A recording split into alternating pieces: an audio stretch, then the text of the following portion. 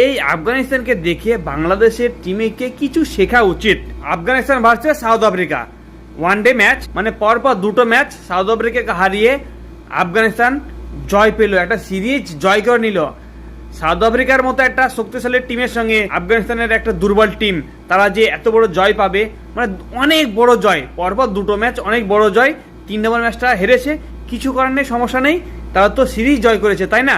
তো অনেক অনেক অনেক অভিনন্দন যে আফগানিস্তানের টিম এত সুন্দরভাবে এগিয়ে যাচ্ছে, এত সুন্দরভাবে উন্নত হচ্ছে, আগামীতে আরও সুন্দর খেলবে।